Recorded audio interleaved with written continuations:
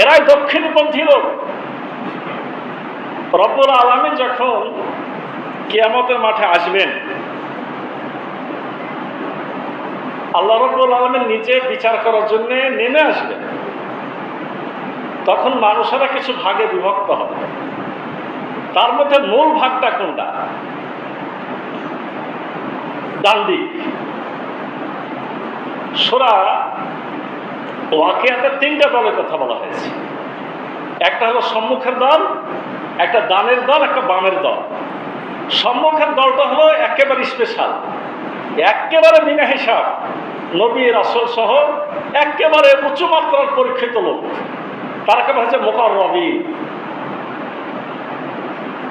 আর বাকি ডান হাতে আমল নামা পাওয়া দল, আর হলো কি, এটা হলো বেশি, মানে ডান আর বাম।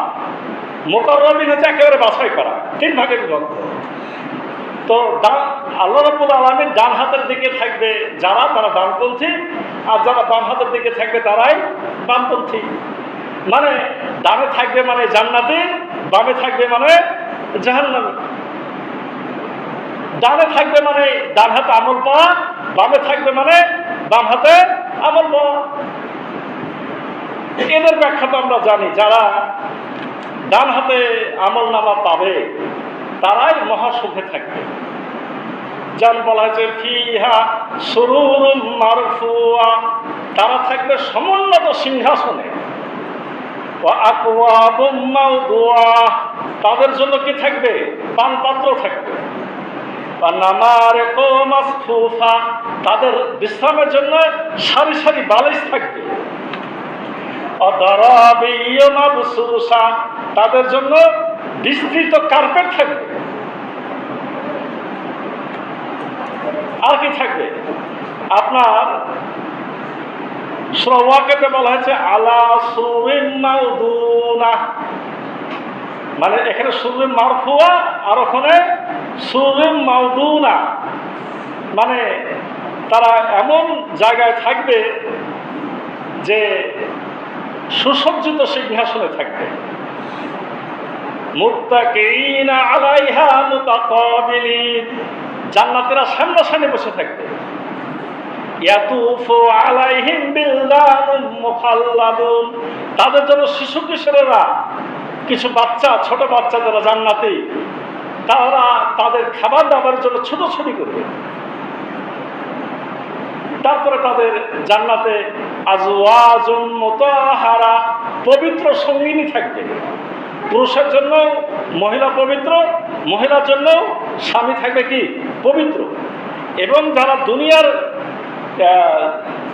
যারা হুর, তাদের তো বর্ণনা দেওয়া হয়েছে অহরুরুন, তারা কি ডাগর চক্ষুওয়ালা, কামসালুল লুলুল মাকনুন, তারা যেন মণিমুক্তার মতো, তারা হলো মণিমুক্তার মতো।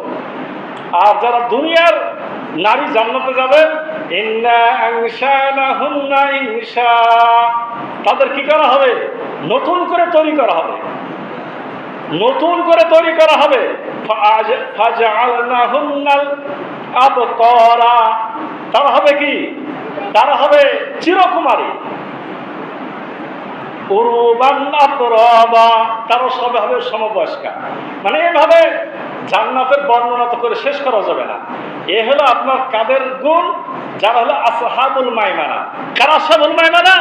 এই যারা আকাবার পথে চলতে পারে, যারা গরিব মিসকিনের সাহায্যে থাকে, যারা এতিমের সাহায্যে থাকে, যারা আপনার বিপদে মুসিবতে অন্যের পাশে দাঁড়ায়, যারা দলবদ্ধ হয়ে ইসলাম প্রতিষ্ঠার কাজ করে, এদের সকলকে কি বলা হলো? যারা অন্যের উপর রহম দিল, তারাই হলো আপনার আকাবার পথে চলে, আর তারাই হলো কি ডানপন্থী।